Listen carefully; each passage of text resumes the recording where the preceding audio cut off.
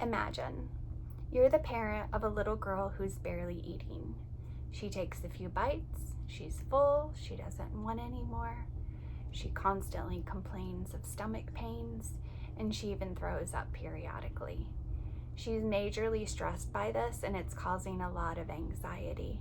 And you can't figure out what's wrong with your little girl. This is a scenario we hear about and see all the time at Pinnacle. And before I worked here at Pinnacle, I was the mom of a little girl with struggles just like this. If you're anything like me, you Google searched for answers, you chatted with families, members, and coworkers about ways that you could help your little girl.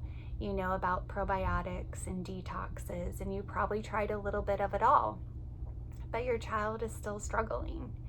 You may even feel frustrated and helpless like I did. As experts in our field of pediatric chiropractic care, we're here to help you help your child. Today we're going to be unpacking a lot about gut and digestive struggles. Specifically, we're going to be talking about gastroparesis.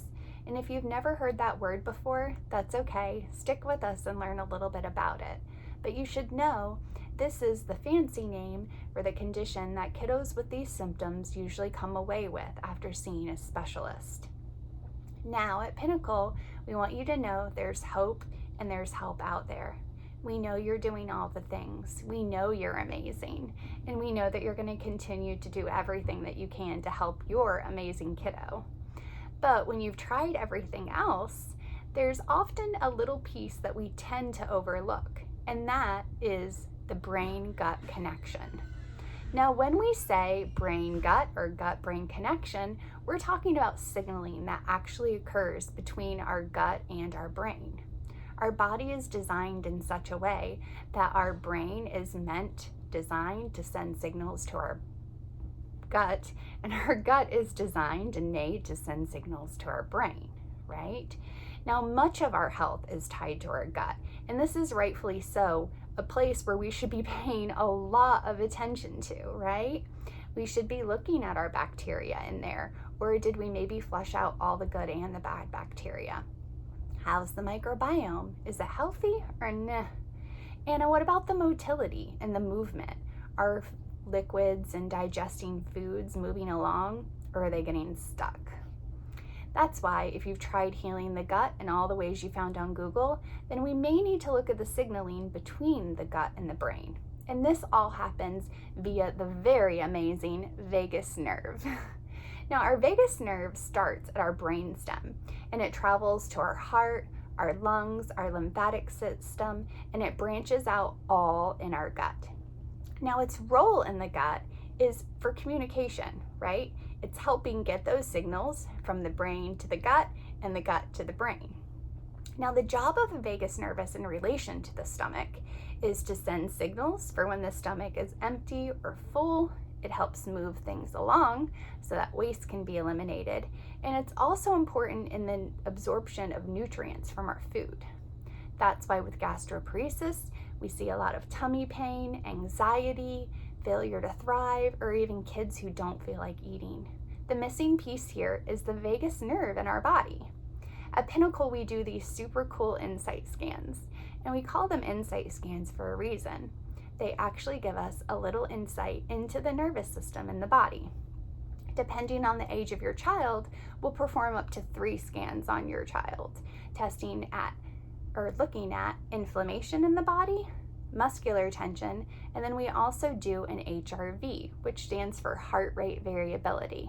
And this is looking at stress levels and how well your body is able to move between your sympathetic nervous system and your parasympathetic nervous system, right?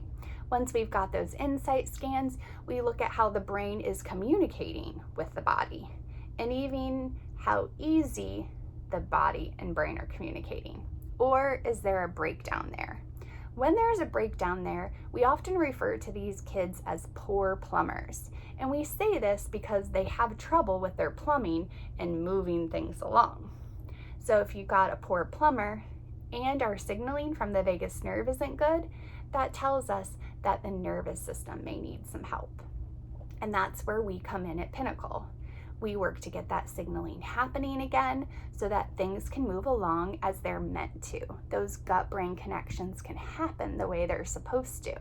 And that's when we see tummy pains disappear and the anxiousness that also accompanies gastroparesis. It's why we also dig into your child's history and we actually listen to their story.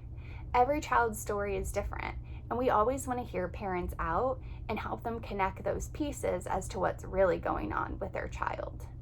I know when I came to Pinnacle to help with my little girl, they were amazing about helping me piece together her reoccurring ear infections, the many rounds of antibiotics, and the role that played in her gut health. And her gut health was really suffering.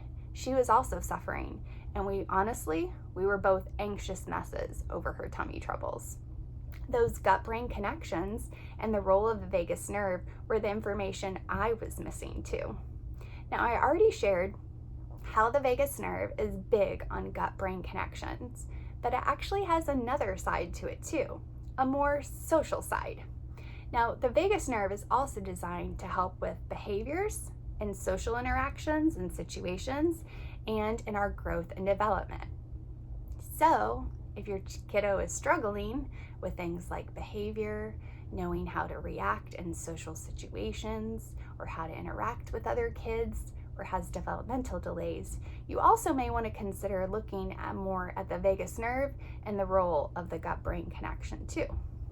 At Pinnacle, our hearts are really to come alongside you and help you to figure out what's at the root cause of your kiddo's struggles. Then we provide help giving you neurologically based chiropractic care. So we're going to collect that history, look at the insight scans, and find out where the vagus nerve is subluxated. Now, subluxated or subluxation is a really fancy word that simply means misalignments. It's also really fun to say. Our role is to work to fix those subluxations in the body. So if your kiddo is struggling, they have a nervous tummy, they complain of stomach pain, they failure to thrive, or they have some other mystery digestive issue, this video is for you today. Or maybe it's not for you and you're watching because you need to bless somebody else who needs to see this video with it. Our hope is that you will share this. You'll bless somebody else with the information that they may need to piece together their child's puzzle. We are on a mission to get this information out there to as many families as we can so that our kiddos can get the help they need. Just like you, mom and dad, we want these kiddos healthy, we want them thriving, and we want them to reach their pinnacle potential. So I'm Miss Josi, a marketing CA here at Pinnacle, and I want to thank you for staying with me till the end and watching. Don't forget to share this video with someone you know who may need it. Thank you.